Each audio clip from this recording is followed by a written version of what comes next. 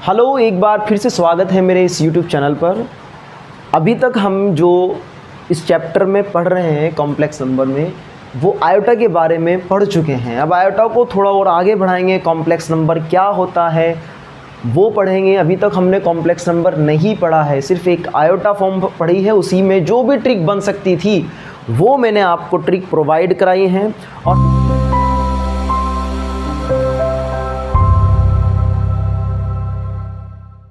और लास्ट में, वीडियो के लास्ट में, उस लेक्चर के लास्ट में मैंने आपको एक ट्रिक बताई थी 1 + i⁻n और +1 - i⁻n में। तो कॉम्प्लेक्स नंबर पढ़ाने से पहले मैं आपको इस ट्रिक में अगर यहाँ पर प्लस के स्थान पर माइनस आ जाए तो ये भी एक ट्रिक बताना चाहता हूँ कि -1 - i⁻n, क्योंकि किसी बच्चे की भी प्रॉब्लम हो सकती है और ऐसे क्वेश्चन में बनने की पूरी संभावना हो सकती है कि जिसमें प्लस के स्थान पर माइनस आ जाए, तब ट्रिक को क्या करना है। देखो, इसमें भी ट्रिक वही याद रखनी है जो ट्रिक हमने प्लस के लिए लगाई थी। प्लस के लिए हमने क्या किया था कि n / 4, n को डिवाइड करो 4 से, n को डिवाइड करेंगे 4 से तो आपने रिमाइंडर के अकॉर्डिंग आंसर दिए थे। जब आप 4 से डिवाइड करोगे n को तो रिमाइंडर या तो 0 आएगा, या फिर रिमाइंडर 1 आएगा, या फिर रिमाइंडर 2 आएगा, या फिर रिमाइंडर 3 आएगा। तो याद रखेंगे 0 पर इसका आंसर डायरेक्टली 0 हो जाएगा। 0 पर, रिमाइंडर 0 पर इसका आंसर डायरेक्टली 0 हो जाएगा। 1 पर इसका आंसर होगा 2i - 4 की पावर q। और q आप जानते हैं q क्या होता है, क्वोशिएंट होता है। डिवाइड करने पर जो भी क्वोशिएंट है वो यहाँ रखा जाता है। और 2 और 3 पर, अगर रिमाइंडर 2 और 3 है तो इस पर आंसर सेम आएगा दोनों पर, वो आएगा 4i - 4 की पावर q। ये कब है, जब बीच में, जब प्लस के स्थान पर माइनस हो तो तब ये ट्रिक आप लगा सकते हो। ये ट्रिक 100% काम करेगी। आप क्वेश्चन को सॉल्व करेंगे। अब हम क्वेश्चन को सॉल्व कर रहे हैं 1 + i⁸। कल भी हमने ऐसे ही किया था, 1 + i⁸ -1 - i⁸।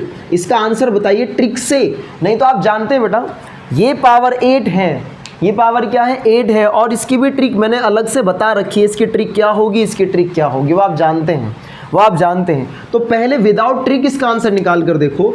याद करो बेटा, याद करो, एक बार लिख देता हूँ। 1 + -i⁻n की ट्रिक होती है -4 की पावर q। -4 की पावर q, 1 + -i की पावर रिमाइंडर r। लेकिन ये कब है, जब आप n को 4 से डिवाइड करते हैं, n / 4, तब आपको ये लिखना होता है। यहाँ 8 को डिवाइड कीजिए 4 से तो क्या आएगा, अरे क्या आएगा बोलो, -4 की पावर, क्वोशिएंट क्या आएगा, क्वोशिएंट भागफल। तो क्या आएगा, क्वोशिएंट 2 आएगा। 4 - 2 = 8, -4 की पावर 2, रिमाइंडर क्या बचेगा 0। तो 1 + i⁻, 0। फिर यहाँ पे क्या आएगा बेटा, -1 - i⁸ है। 1 - i⁸, वही फॉर्मूला इसमें भी लगेगा, -4 की पावर q क्या आएगा यहाँ पर 2, और 1 - i⁸, रिमाइंडर यहाँ पर है 0। 1 + i⁸ 0 तो वैल्यू 1 है, इसकी भी वैल्यू 1 है। तो यहाँ देखो बेटा, -4 की पावर 2 का मतलब है 16 × 1, और यहाँ पे भी 16 × 1 - i⁸ भी 0 है, 1। तो 16 - 16 क्या हो जाएगा, 0। अब ट्रिक लगाते हैं। मैंने कहा था कि अगर आप रिमाइंडर को चेक करें, रिमाइंडर के अकॉर्डिंग आप आंसर दे सकते हैं। इसका डायरेक्टली आंसर, जस्ट 1 सेकेंड, इसका आंसर 0 आ रहा है। MS ट्रिक लगाओ और आंसर सेकंडों में पाओ, यही तो हुआ है। इस ट्रिक में भी देखो, ये भी एक ट्रिक है, इसको भी ट्रिक से सॉल्व किया जा सकता है, इसको भी ट्रिक से सॉल्व किया जा सकता है। लेकिन अगर पावर सेम है तो आप डायरेक्टली आंसर दे सकते हैं 0। रिमाइंडर 0 है तो आंसर क्या आ जाएगा, 0। ये माइनस के लिए है, प्लस के लिए मैं बता चुका हूँ आपको पहले ही। ठीक है, चलो क्वेश्चन और लेते हैं बेटा। रिमाइंडर 1 आ रहा है तो चेक करेंगे क्या ये ट्रिक काम कर रही है, क्या ये ट्रिक काम कर रही है क्या। वीडियो को पॉज करके बेटा इसका आंसर निकालो, वीडियो को पॉज करो और इसका आंसर निकालो। अगर ट्रिक लगाते तो आंसर ये हो सकता है, तो विदाउट ट्रिक करो, जो पहली ट्रिक है इससे पहले वाली ट्रिक उससे करेंगे इसको सॉल्व। तो बताइए 4 से डिवाइड करने पर क्या प्राप्त होगा, -4 की पावर 2 प्राप्त हो जाएगा, -4 की पावर 2 प्राप्त होगा कि नहीं, और रिमाइंडर आएगा 1, तो हम उसे क्या लिख सकते हैं 1 + i की पावर 1। ओके, फिर माइनस, इसे भी आप क्या लिखोगे -4 की पावर 2 1 - i की पावर 1। ये 16 है, ये 16 है 1 + i, मल्टीप्लाई भी कर सकते हो अंदर 1 - i, चलो मल्टीप्लाई कर देते हैं या कॉमन ले लेते हैं, वही बात है 16 + 16i और -16 और माइनस प्लस 16i, तो ये तो कैंसिल आउट हो जाएगा और 16 32i इसका आंसर है। चलिए ट्रिक लगाते हैं, रिमाइंडर 1 है तो डायरेक्टली रिमाइंडर 1 है बेटा, 9 को 4 से डिवाइड करने पर रिमाइंडर क्या आ रहा है 1 आ रहा है, तो आंसर हो जाएगा ये 2i और -4 की पावर क्वेशेंट कितना आएगा 2 आएगा, तो कितना हो जाएगा ये, अरे बोलो कितना होगा 2i इंटू में 16 टू जा कितना हो गया बेटा 32i। देखो ट्रिक से भी आ रहा है, मैं मना नहीं कर रहा कि आप इस ट्रिक से इस क्वेश्चन को कीजिए, मैं तो आपसे ये कह रहा हूँ कि हम किसी क्वेश्चन को और आसान बनाकर उसमें कम समय में वही आंसर प्राप्त कर सकते हैं, और अगर आपने ये ट्रिक याद कर ली है तो। नहीं तो बेसिक ट्रिक आपको पता है, बेसिक ट्रिक ये रही बेटा, बेसिक ट्रिक से हम इस क्वेश्चन को कर सकते हैं। अरे क्लियर हुआ ना, क्लियर हुआ? वीडियो को पॉज करो, रोको और नोट करो, अच्छे से नोट तैयार करो, ये आपके ही काम आएंगे। एनडीए लेवल का जो मैथ है बेटा, इसमें ट्रिक चलती है, क्या चलती है, ट्रिक चलती है। इसमें आपकी 11th क्लास कवर हो रही है, एनडीए का मैथ कवर हो रहा है, तो एक फेयर कॉपी बनाइए, उसके नोट्स बनाइए और इसको अच्छे से तैयारी कीजिए, ठीक है, और एग्ज़ाम में आग लगा दीजिए, माचिस मत लेके जाना बस। तो क्वेश्चन क्या है बेटा, नेक्स्ट क्वेश्चन, इस बार हम क्या लेते हैं 1 + i की पावर 10 ले लेते हैं इस बार, क्योंकि रिमाइंडर क्या बचेगा 2 बचेगा, है ना, और -1 - i की पावर यहाँ भी 10 ले लेते हैं। तो इसका आंसर निकालते हैं बेटा, इसका आंसर निकालते हैं पहली ट्रिक से, तो -4 की पावर 2 -4 ठीक है, -4 की पावर 2 है तो 1 प्लस रिमाइंडर क्या बचेगा 2 बचेगा, -4 की पावर 2, तो रिमाइंडर क्या बच रहा है 1 - i की पावर 2। अरे यही है ना ट्रिक, बेसिक ट्रिक तो यही है दोनों की, है ना। 1 + i² को भी मैंने कहा था डायरेक्ट याद कर लो, तो आपका टाइम बचेगा। -4 का स्क्वायर 16 हो जाएगा, इसको हम 2i लिख सकते हैं डायरेक्टली। अरे इसको हम 2i लिख सकते हैं क्योंकि हमने याद किया हुआ है 16, और इसको क्या लिख सकते हैं -2i, इसको क्या लिख सकते हैं -2i, तो कितना हो जाएगा ये 32i, और माइनस प्लस हो जाएगा, माइनस प्लस हो जाएगा, ये भी कितना हो गया 32i, ये हो जाएगा 64i। और इसे अब हम उस ट्रिक से कर रहे हैं जो मैंने लिखवाई है। मैंने कहा था रिमाइंडर अगर 2 है, या फिर अगर रिमाइंडर 1 था तो रिमाइंडर 1 वाला हम कर चुके, रिमाइंडर 2 है या 3 है तो इसकी ट्रिक क्या होगी, ट्रिक और भी, ये भी ट्रिक है और ट्रिक के अंदर ट्रिक। अरे ये तो ऐसा हो रहा है ट्रिक से ही किया ये भी क्वेश्चन, लेकिन इस ट्रिक के अंदर भी एक और ट्रिक। डायरेक्ट आंसर बताइए इसका क्या होगा, डायरेक्ट आंसर क्या होगा 4i और -4 की पावर q, यही था ना। अरे डायरेक्ट आंसर यही था ना, 4i -4 की पावर q, -4 की पावर q मतलब 2, -4 का स्क्वायर कितना हो जाएगा 16 हो जाएगा, 16 की 4 में मल्टीप्लाई करो कितना आ जाएगा 64i। देखो अभी भी यही आ रहा है, अगर आप ट्रिक से इस क्वेश्चन को करते हैं तब भी यही आ रहा है, ट्रिक के अंदर ट्रिक। तो देखो बेटा क्वेश्चन को कम समय में हल किया जा सकता है, ओके। तो इसी तरह से अगर 3 आएगा, 3 पर भी आप यहाँ 11 पावर लेकर देखो, चेक करो आपका आंसर सही आ रहा है क्या, और कमेंट करके बता देना, ओके। चलिए अब इसके बाद नेक्स्ट जो हम पढ़ने वाले हैं, इसमें कुछ पॉइंट पढ़ेंगे। क्या पढ़ेंगे, कुछ पॉइंट पढ़ेंगे, उसको हमने नाम दिया है MS पॉइंट। क्या नाम दिया है, MS पॉइंट। अब एक बात आपको बताइए, वापस मैं वहीं चलता हूं जहां से मैंने स्टार्ट किया था, आयोटा का स्टार्ट किया था कि √-1 को आयोटा कहाँ है, √-1 को क्या बोला है, आयोटा बोला है। तो मैं ये कह रहा हूँ -2 के रूट को क्या बोलेंगे, -2 के रूट को क्या बोलेंगे, मैं वहाँ पर भी लिखवा चुका था, अगर नहीं लिखवाया तो यहाँ देख लो बेटा। -2 का रूट हो जाएगा तो हम इसको लिखेंगे i√2। i√2 माइनस की संख्या पर अगर रूट होता है तो माइनस के नंबर वाले इस माइनस के चिन्ह को हटाओ और i लगाओ, माइनस हटाओ i लगाओ, तो ये हो जाएगा i√2। इसी तरीके से -3 तो ये हो जाएगा i√3। Okay, clear. तो इस तरीके से हम इनकी वैल्यूज़ को निकाल सकते हैं, -2 के रूट, -3 के रूट। ये आप एक तरीके से याद कर लो कि अगर माइनस के नंबर पर रूट लगा है तो माइनस का साइन हटाएंगे, माइनस के साइन के स्थान पर i लगा देंगे। अब वही पॉइंट अगर बुक में देखें या कहीं भी देखें तो ये पॉइंट बनाकर लिखता है। क्या लिखता है? पॉइंट बनाकर। अब मैंने उनको MS पॉइंट नाम दे दिया, मैं तो कह रहा हूँ ऐसे याद करो आप। बुक वाला ऐसे नहीं बोलता है। √a इंटू √b, वो कह रहा है कि √ab होगा। बिल्कुल करेक्ट है। अगर आपसे कोई कहे कि इसका एग्जाम्पल √5 इंटू √7 है तो आप क्या आंसर दोगे? इसका √35। मल्टीप्लाई पॉसिबल है, मल्टीप्लाई क्या है? पॉसिबल है। और अगर ये माइनस है -a और ये प्लस है √b, मतलब इनमें से कोई एक नेगेटिव है, कोई एक नेगेटिव है तो प्लस माइनस आप जानते हो माइनस होता है, तो √-a भी लिख सकते हैं, √-a भी लिख सकते हैं। और माइनस हटाकर मैंने क्या कहा? रूट लगा सकते हैं, i लिख सकते हैं उसके स्थान पर, तो i√ab हो जाएगा। i रूट क्या हो जाएगा? ab हो जाएगा। अगर दोनों माइनस हैं, -a और इंटू -b, तो याद रखेंगे ये +ab नहीं होगा, +ab नहीं होगा। इसे सर याद करने की क्या ज़रूरत है? मैंने आपको क्या कहा? जब भी माइनस का रूट नज़र आए उसे i लगाकर लिखो, माइनस हटाओ i लगा दो। तो अगर हम इसको ऐसे ही लिखें, इसको क्या लिखें? i√a और इसको बेटा i√b, क्या लिखें? i√b। तो i की मल्टीप्लाई i में होगी तो क्या हो जाएगा? i²√ab, और i² की वैल्यू होती है -√ab। इसका मतलब है कि अगर इनमें दोनों माइनस हैं तो वो किसके इक्वल होता है? वो किसके इक्वल होता है? -√ab के इक्वल, -√ab के इक्वल होता है। ये पॉइंट आप याद रख लेना, हो सकता है कहीं काम आ जाए, ठीक है। ये पॉइंट आप नोट कर लेना और याद भी कर लेना।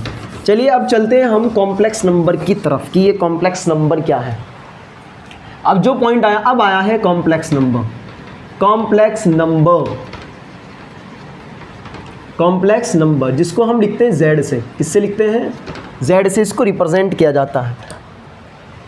किससे रिप्रेजेंट किया जाता है? z से रिप्रेजेंट किया जाता है कॉम्प्लेक्स नंबर को। कॉम्प्लेक्स नंबर को z से रिप्रेजेंट किया जाता है और a+ib की फॉर्म को कॉम्प्लेक्स नंबर कहा जाता है। इसमें जो a होता है उसको रियल पार्ट बोलते हैं। क्या बोलते हैं? Real part. और इसमें जो i के साथ लिखा होता है उसको इमेजिनरी पार्ट कहा जाता है। क्या कहा जाता है? Imaginary part.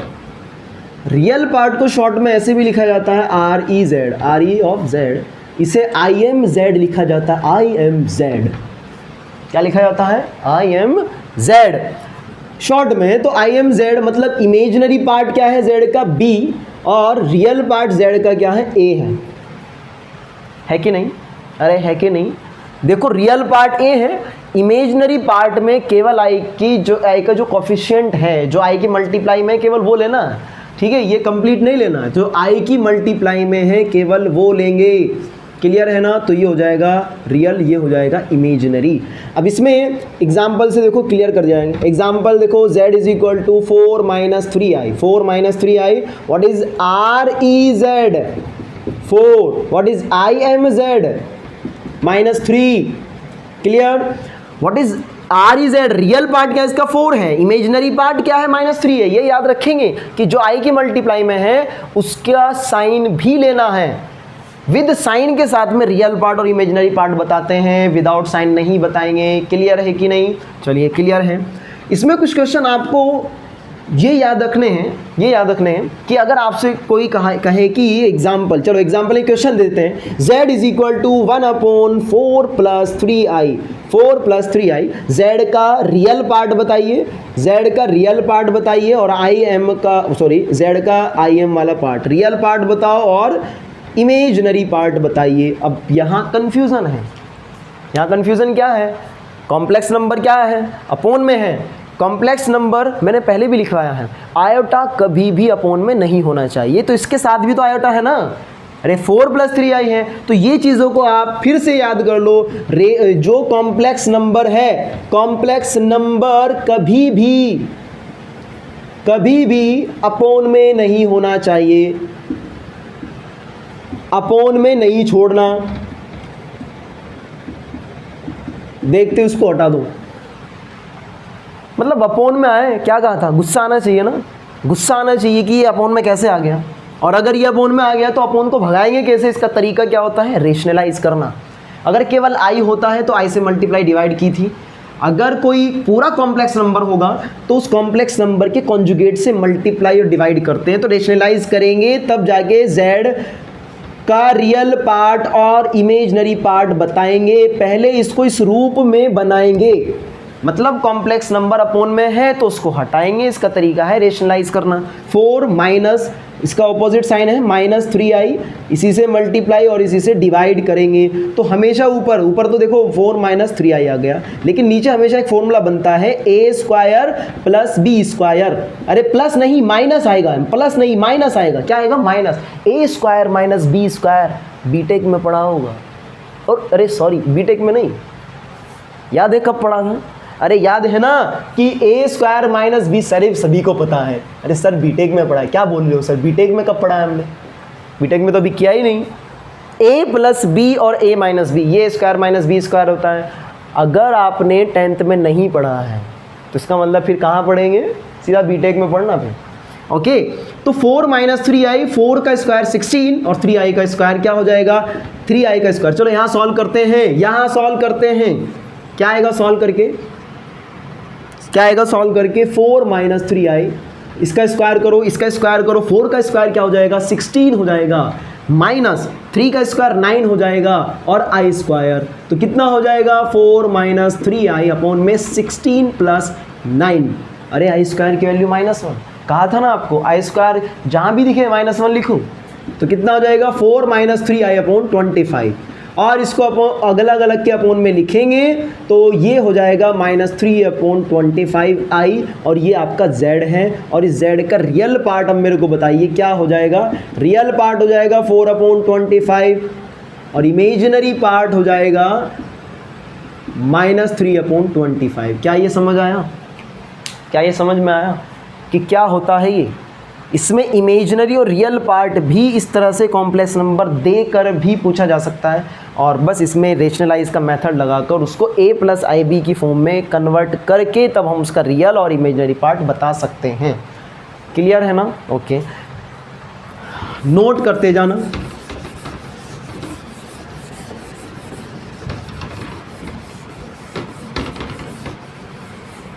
देखिए बेटा, अब जो नेक्स्ट है, नेक्स्ट बेटा क्या है, कॉन्जुगेट कॉम्प्लेक्स नंबर, ये भी बहुत इंपॉर्टेंट है, conjugate complex number.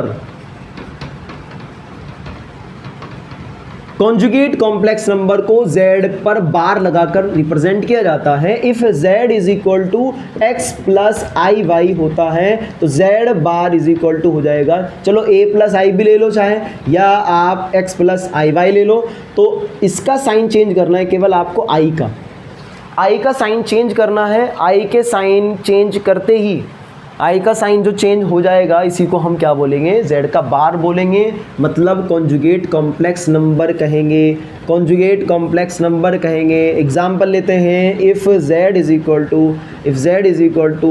4 + 3i then find real z bar और z बार, मतलब पहले z बार निकालो फिर उसका इमेजिनरी और रियल पार्ट निकालेंगे। तो z बार क्या आएगा इसका, 4 - 3i, 4 - 3i, यहाँ माइनस ले लेते हैं तो यहाँ क्या हो जाएगा, प्लस हो जाएगा। तो z का रियल पार्ट, z बार का रियल पार्ट 4 है, और z बार का इमेजिनरी पार्ट क्या है, अरे क्या है, 3 है। ओके, तो ऐसे हम बता सकते हैं, ये होता है कॉन्जुगेट कॉम्प्लेक्स नंबर।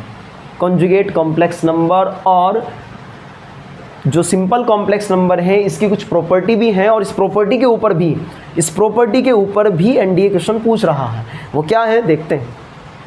इसको नोट कर लीजिए।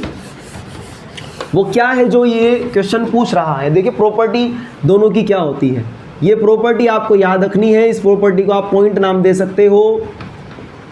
वो क्या है, पहला बेटा, पहला है कि z और z बार की, z बार का अगर एक और बार कर दिया जाए तो वापस z बन जाएगा। वापस क्या बन जाएगा, z बन जाएगा। अगर z बार का एक बार और z बार कर दें तो वो वापस z बन जाता है। ठीक है। दूसरी प्रॉपर्टी में z1 और z की मल्टीप्लाई z बार में करते हैं तो क्या आएगा, z के मोड का स्क्वायर आएगा। अब ये मोड क्या है, अरे मोड क्या है, अभी मोड मैंने नहीं पढ़ा है कि मॉड्यूलस क्या होता है, अभी मैंने नहीं बताया मॉड्यूलस क्या होता है। तो एक काम करते हैं, पहले मॉड्यूलस ही पढ़ते हैं। Modulus of complex number, modulus of complex number क्या होता है, मॉड्यूलस ऑफ कॉम्प्लेक्स नंबर। इसको डिटेल में एक बार और बताऊंगा मैं आपको मॉड्यूलस को।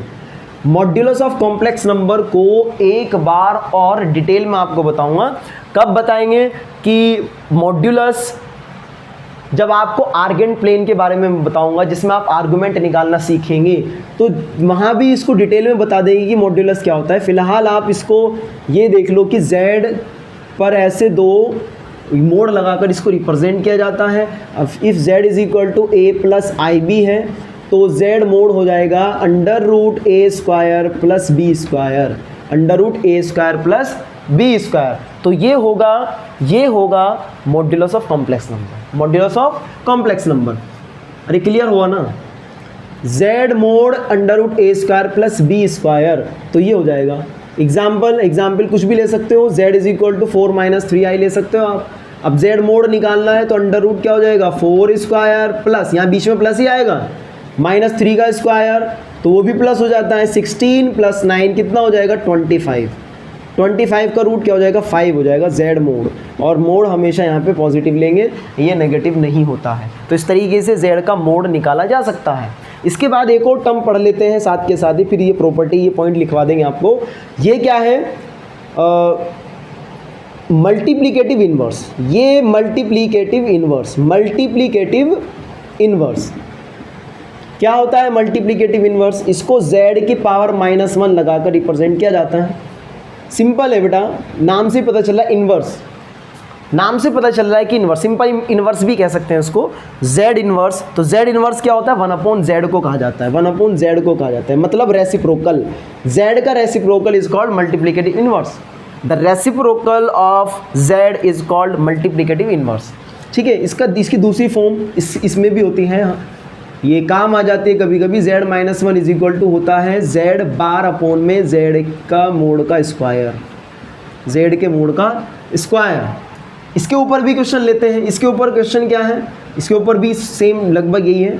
z is equal to 4 minus 3i है, z is equal to 4 minus 3i है। मल्टीप्लिकेटिव इन्वर्स z की पावर -1 फाइंड कीजिए, मल्टीप्लिकेटिव इन्वर्स z की पावर -1 फाइंड कीजिए। तो दिखाओ कैसे होगा ये होगा z की power -1 is equal to 1/z, 1/z, z की वैल्यू रखो 4 माइनस 3i, 4 माइनस 3i। अब ये 4 माइनस 3i फिर से अपॉन में आ चुका है, और मैंने कहा कि अपॉन में नहीं छोड़ना है, रेशनलाइज करेंगे और रेशनलाइज करके फाइनल आंसर निकालेंगे इसका a plus i b form में, और रेशनलाइज करना आपको आता है। रेशनलाइज से इसका फाइनल आंसर निकल जाएगा।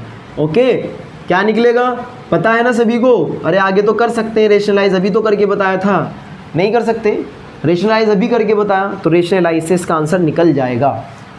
अब ये देखिए बेटा, z और z बार दोनों का मल्टीप्लिकेशन z मोड का स्क्वायर होता है। क्या होता है, z मोड का स्क्वायर होता है। बहुत इंपॉर्टेंट प्रॉपर्टी है, बहुत इंपॉर्टेंट पॉइंट है, ये बहुत इंपॉर्टेंट पॉइंट है। नेक्स्ट जो अगली प्रॉपर्टी है या अगला पॉइंट है वो है कि अगर z प्लस माइनस z2 के होल पर बार लगाएं तो ये अलग अलग पर लग जाएगा। ठीक है। मल्टीप्लाई डिवाइड में भी z1 z2 का मोड जो है वो z1 और z2 के मोड के इक्वल होता है। डिवाइड की अगर बात करें तो डिवाइड में भी z1 का मोड z1 अपॉन z2 का होल मोड जो है वो अलग अलग के ऊपर आ जाएगा, z1 मोड और अपॉन में z2 मोड। क्लियर है, अरे क्लियर है ना। अब इसमें जो एक पॉइंट आ रहा है वो पॉइंट क्या है, वो पॉइंट भी आप देखेंगे। वो पॉइंट, ये बहुत इंपॉर्टेंट पॉइंट है, ये बहुत इंपॉर्टेंट पॉइंट है और एनडीए 2012 ने इसके ऊपर क्वेश्चन पूछा हुआ है, लगभग ऐसा ही है। एनडीए 2012 ने इन पॉइंट के ऊपर क्वेश्चन पूछा हुआ है। वो क्या है, ये वाला पॉइंट है बेटा कि z और प्लस z बार, एक z है और दूसरा क्या है, z बार है, अगर दोनों को ऐड करते हैं हमें पता है कि रियल पार्ट आएगा, टू रियल आएगा, ठीक है। दूसरा क्या है कि यहाँ इसका एक मतलब और निकल रहा है, एक मतलब और निकल रहा है कि z में अगर z बार को ऐड कर देते हैं तो इसका आंसर रियल आ रहा है। और रियल आंसर कब होगा, जब उसका इमेजनरी पार्ट ज़ीरो हो जाएगा। तो हम यहाँ ऐसे कह सकते हैं कि इमेजनरी पार्ट क्या हो जाएगा, ज़ीरो हो जाएगा, ठीक है ना। z प्लस z बार का जो इमेजनरी पार्ट है वो क्या हो जाएगा, ज़ीरो, ठीक है। तो दूसरा नेक्स्ट पॉइंट क्या है, नेक्स्ट पॉइंट है कि z माइनस z बार जो होता है वो होता है 2i और इमेजनरी, वो इमेजनरी बचेगा। अगर इनको घटाते हैं क्या बचेगा, इमेजनरी। क्वेश्चन इसके ऊपर कैसे आया था ये देख लो। क्वेश्चन ये बना था कि उसने कहा कि if z is equal to है माइनस z बार के, तो चार ऑप्शन दिए, चार ऑप्शन में से आपको बताना था कि करेक्ट कौन सा है।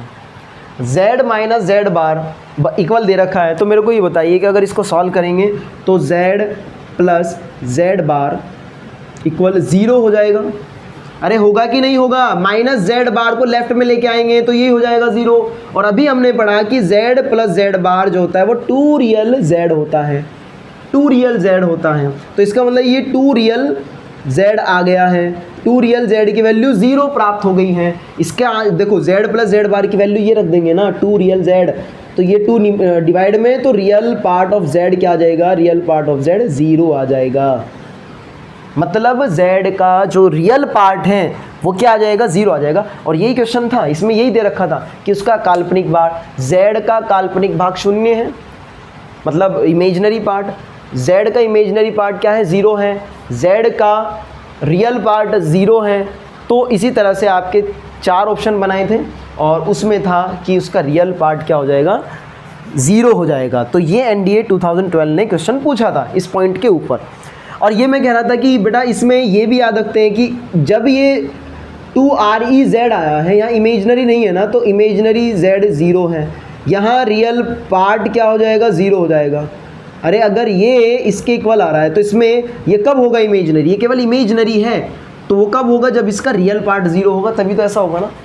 तो इस पॉइंट का मतलब ये भी बैठता है। तो ये फिलहाल इसी पॉइंट पर ये क्वेश्चन हुआ है, ठीक है। एक क्वेश्चन मैं आपको 2021 का कराता हूँ, इसको नोट कर लो। 2021 का क्वेश्चन वो कैसा है, वैसे तो अलग है, उसमें थोड़ा पैराबोला और सर्किल, लाइन की इक्वेशन, इलिप्स की इक्वेशन ये आपको पता होनी चाहिए, तब आप इसका आंसर दे सकते हैं। फिर भी मैं ये क्वेश्चन बता रहा हूँ कि ये क्वेश्चन क्या था, एनडीए 2021 का क्वेश्चन, इसी के ऊपर वो क्वेश्चन क्या था, मतलब ऐसे ही बना दिया उसने क्वेश्चन। उसने कहा कि इफ़, मतलब इफ़ नहीं, उसने एक इक्वेशन दी, z बार प्लस z मोड का square plus 4z plus z bar और -48 इक्वल टू 0। ये रिप्रेजेंट किसको कर रहा है, किसको ही रिप्रेजेंट करता है। ये एक इक्वेशन सी बना दी है z और z बार में, तो ये किसको रिप्रेजेंट करता है। तो आप z को अगर x प्लस i मान लें तब भी इसको सॉल्व कर सकते हैं। लेकिन अभी फ़िलहाल अगर हम ये कुछ इसमें पॉइंट लगाएं, हम जानते हैं कि z प्लस z बार किसके होता है इक्वल, z बार किसके इक्वल होता है, z मोड का स्क्वायर के। अरे z मोड के स्क्वायर के, तो ये z मोड का स्क्वायर यहाँ पर भी है, प्लस z प्लस z बार किसके इक्वल हो जाएगा, z प्लस z बार 2 रियल z के, 4 इंटू 2 रियल z के, यही होगा ना। अरे यही होगा ना, -48 इक्वल टू 0। अब यहाँ आप कह सकते हैं कि सर हमने स्टार्टिंग में z को मान लिया है x प्लस आई वाई, x प्लस, या तो वो देगा और आपसे इक्वेशन पूछ लेगा। तो ये z बार को हम इसका मोड का स्क्वायर लिख लेंगे, क्योंकि ये है पॉइंट, हमने याद कर लिया ये पॉइंट। तो कितना हो जाएगा, 2z मोड का स्क्वायर होगा ना, 4 2 जा 8 रियल z। अच्छा रियल क्या है z का, अरे रियल वैल्यू क्या है z की, x है, क्या है, x है, -48 इक्वल टू 0 है।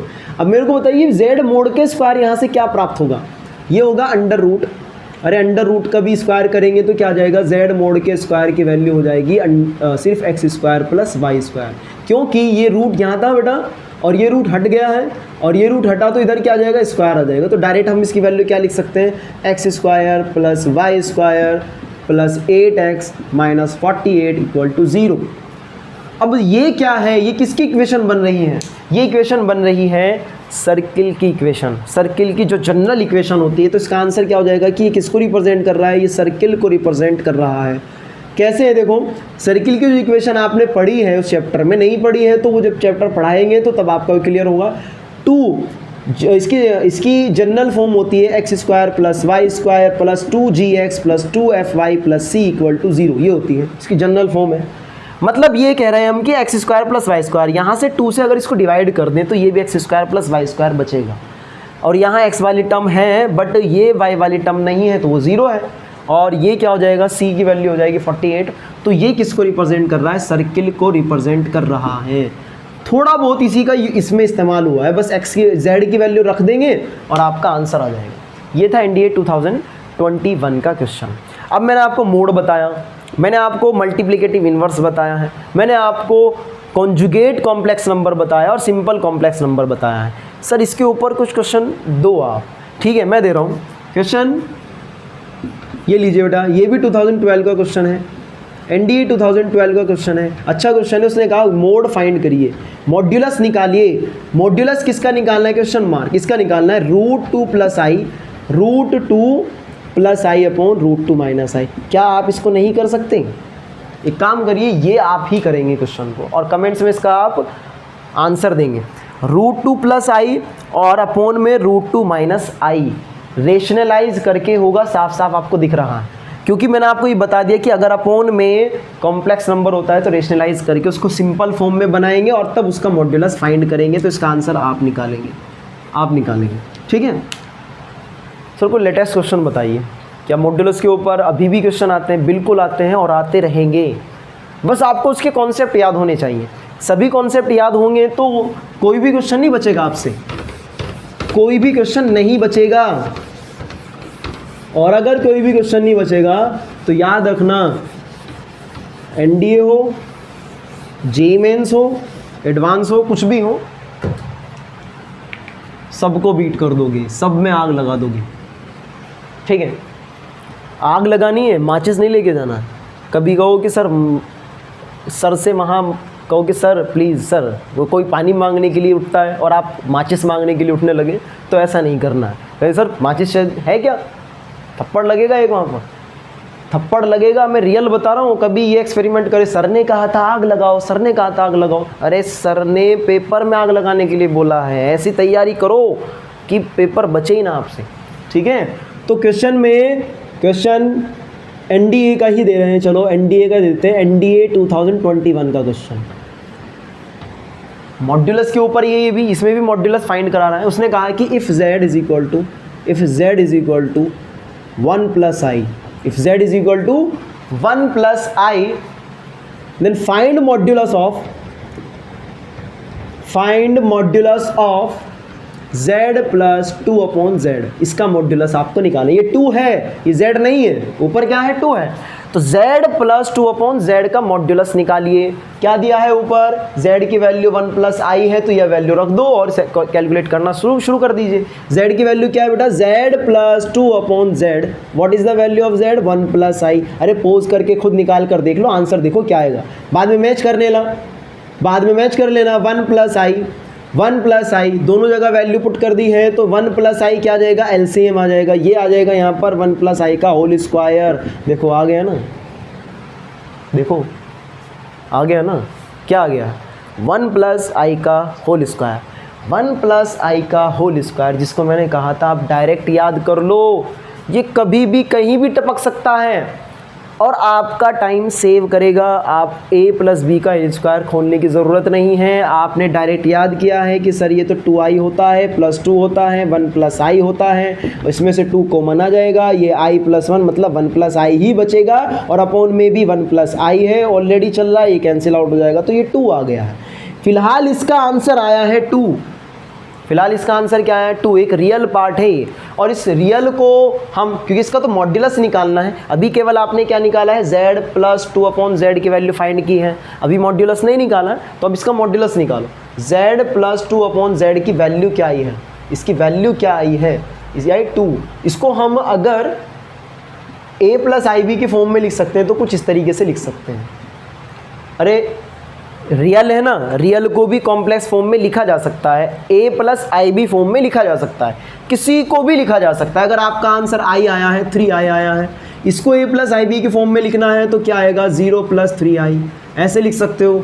जब आंसर आपका इमेजिनरी आया हो तो तब उसको हम a प्लस IB की फॉर्म में, 11वीं वाले ध्यान दें, 11वीं, क्योंकि ये जो NDA जो कंपटीशन की तैयारी कर रहे हैं वो तो बड़े आसानी से समझ जाएंगे, समझ क्या जाएंगे, उनको तो पता भी होगा। मैं बात कर रहा हूँ 11वीं क्लास का कोई बच्चा अगर इस वीडियो को देख रहा है, और देखो फ़ायदा आप लोगों का भी है, उसमें 11वीं का कवर भी हो रहा है और कंपटीशन का भी।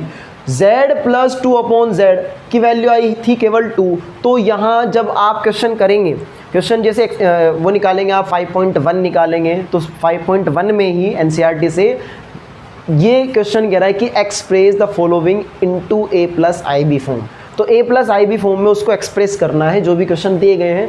तो हो सकता है आपका आंसर ये आया हो 3i आया है, तो इसको a प्लस IB फॉर्म में कन्वर्ट करने के लिए 0 ऐड करेंगे। अगर आपका आंसर प्योर रियल आया है तो रियल के लिए आपको i इंटू 0 लिखना पड़ेगा, क्योंकि i को भी तो रिप्रेजेंट करना है ना। अब i नहीं है उसमें तो आप क्या जोड़ोगे, अरे i कहाँ है, इसमें 2 है ना, तो अभी भी ये देखो i लिखना है, i को दिखा रहा है एक तरीके से, क्योंकि a प्लस IB की फॉर्म में इसको लिखना है। तो b की वैल्यू क्या हो गई है 0, a की वैल्यू हो जाएगी 2।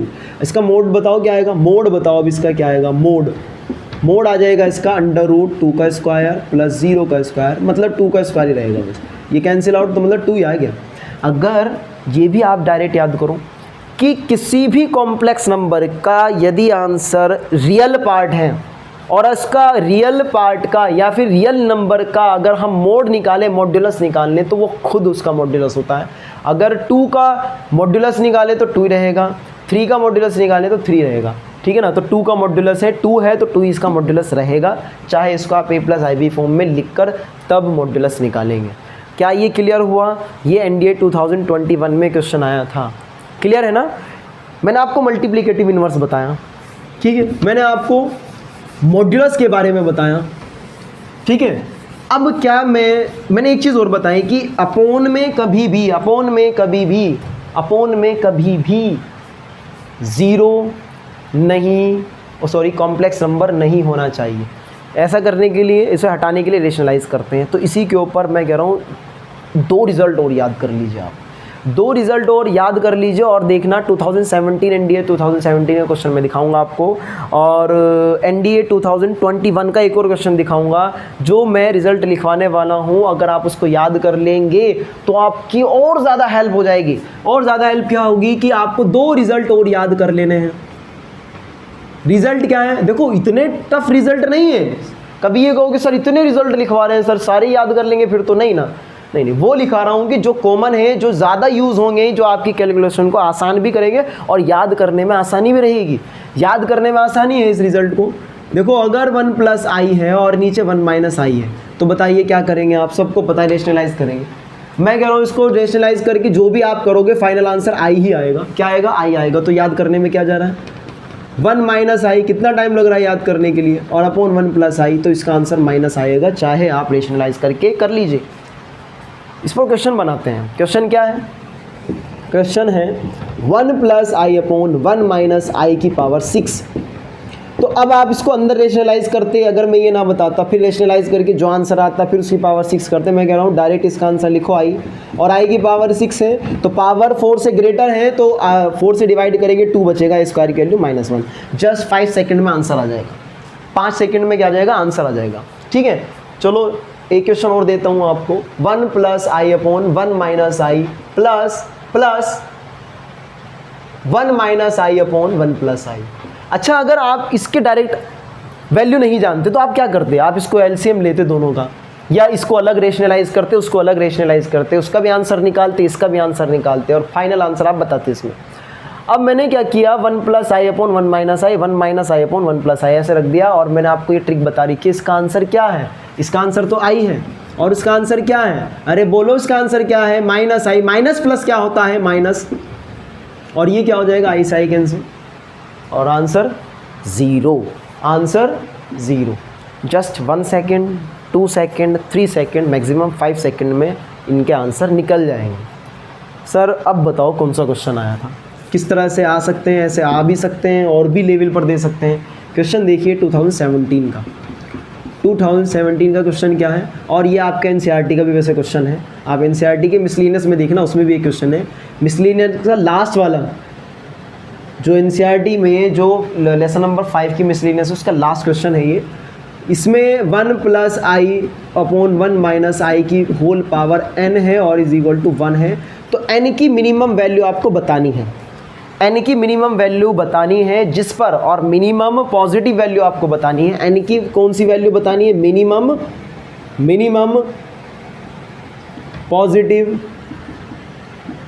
इंटीजर क्या होगी या वैल्यू क्या होगी, n की मिनिमम पॉजिटिव इंटीजर वैल्यू क्या होगी, ये वो पूछ रहा है। तो इसका आंसर आपको पता है कि डायरेक्टली क्या होता है, आप इसी ट्रिक को लगाइए, रेशनलाइज करने की ज़रूरत नहीं है। तो आई हो जाएगा, आई की पावर n हो जाएगा और इज इक्वल टू 1 है। अब बताओ मिनिमम पॉजिटिव इंटीजर वो क्या है जिस पर ये वैल्यू इसकी 1 होती है, जिस पर इसकी वैल्यू 1 होती है। तो आप सबको पता है कि अगर n की पावर, n को मैं 4 रख दूँ तो i की पावर 4 पर ये 1 हो जाएगा। तो मतलब इसका n का आंसर आ गया है ये रहा, n की पावर 4 रखने पर ये 1 हो जाएगा। आप खुद जानते हैं, मिनिमम वैल्यू बताइए n की, या पावर की मिनिमम वैल्यू बताइए जिसमें i की पावर में रखने पर उसका आंसर 1 हो जाएगा। मिनिमम वैल्यू 4 है, मिनिमम वैल्यू क्या है, 4 है। नेगेटिव वाली नहीं, पॉजिटिव बतानी थी, तो n की वैल्यू क्या आ जाएगी, 4 आ जाएगी। अब देख लो एनडीए 2021 का क्वेश्चन कुछ इसी तरह से, कुछ इसी तरीके से है, कुछ इसी तरीके से है। वो क्या है, 1 प्लस आई अपॉन 1 माइनस आई, यहाँ n स्क्वायर कर दिया है, बस इतना अंतर है। फिर से वो n की वही वैल्यू पूछ रहा है जो यहाँ पर पूछ रहा था। मिनिमम पॉजिटिव इंटीजर वैल्यू बताइए n की क्या होगी। फिर से वही कॉन्सेप्ट लगेगा, लेकिन इस बार n स्क्वायर है, n स्क्वायर को 4 के इक्वल रखेंगे। n स्क्वायर को किसके इक्वल रखेंगे, 4 के इक्वल, क्योंकि बेटा ये आई हो जाएगा। वीडियो को खुद पॉज करके बेटा खुद कर लिया करो। जब आपको लगे ना कि ये क्वेश्चन मैं खुद कर सकता हूँ तो एक बार करके देखा करो, इससे कॉन्फिडेंस आता है। क्या आता है, कॉन्फिडेंस आता है। ठीक है, आई की पावर n स्क्वायर, तो आई की पावर n स्क्वायर, और हमें पता है कि वैल्यू 1 कब होगी, जब n स्क्वायर की वैल्यू क्या रखें, 4 रखें, तब होगी। n की वैल्यू √4 मतलब 2 आ जाएगी। हमें n की पॉजिटिव वैल्यू चाहिए, हमें n की क्या चाहिए, पॉजिटिव वैल्यू। तो n की वैल्यू आ गई है 2। तो इस तरीके से क्वेश्चन को में चेंजिंग कर सकता है वो। ठीक है, ये कुछ रिज़ल्ट हैं जो अगर हम याद कर लेते हैं तो हमारा क्वेश्चन करना बड़ा सिंपल हो जाता है। हम उसमें कम टाइम में क्वेश्चन को हल कर सकते हैं अगर आपने ये चीज़ों को याद कर लिया है। ठीक है, कोशिश रखेंगे कि कल भी बहुत मतलब मैक्सिमम पोर्शन कवर हो पाए कॉम्प्लेक्स नंबर का, लेकिन आज सिर्फ इतना ही रहने देंगे और जो भी मैंने पढ़ाया है उसको पढ़ते रहेंगे। ठीक है, जो ट्रिक आज बताई है, जो ट्रिक कल बताई, उनको बार बार लिखो, उनके ऊपर क्वेश्चंस करो। आपके पास बुक अवेलेबल है तो उन बुक से क्वेश्चंस निकालो, आयोटा के ऊपर निकालो। अब आप उसके ऊपर भी निकालना, मॉड्यूलस के ऊपर, मल्टीप्लिकेटिव इन्वर्स के ऊपर, और आपका कॉन्जुगेट कॉम्प्लेक्स नंबर के ऊपर। ये सब आप इनके ऊपर क्वेश्चन निकाल सकते हो, प्रैक्टिस कर सकते हो। और अगला जो टॉपिक है, अगला टॉपिक है, चलो कोशिश करूँगा कि मैं भी आपको कुछ क्वेश्चंस प्रोवाइड कराऊँ, जल्द से जल्द कोशिश करूँगा कि कुछ क्वेश्चन मैं भी आपको प्रोवाइड कराऊँ। और जितना मैंने पढ़ाया उसको पढ़ते रहिए, खुश रहिए, और हाँ, पढ़ाई बिल्कुल मत छोड़िए। ओके, अपना टाइम टेबल या तो चेंज कर दीजिए, सुबह को जल्दी उठिए, उसमें अलार्म भरिए और उस अलार्म को कुछ अपने से दूर रखिए ताकि सुबह को उठने के बाद आप उसे उठकर खड़े होकर उस अलार्म को बंद करें। अपने पास मत रखना। मुझे पता है कंडीशंस क्या होती हैं। कंडीशन क्या होती है कि अलार्म बजता है और वो तुरंत बंद हो जाता है, तो कान के पास बिल्कुल ना रखें, तो दूर रखें और एक शेड्यूल बना लें डेली पढ़ने का। डेली पढ़ने का शेड्यूल बना लीजिए, आपको फुल मटेरियल प्रोवाइड कराऊंगा। ओके, खुश रहिए और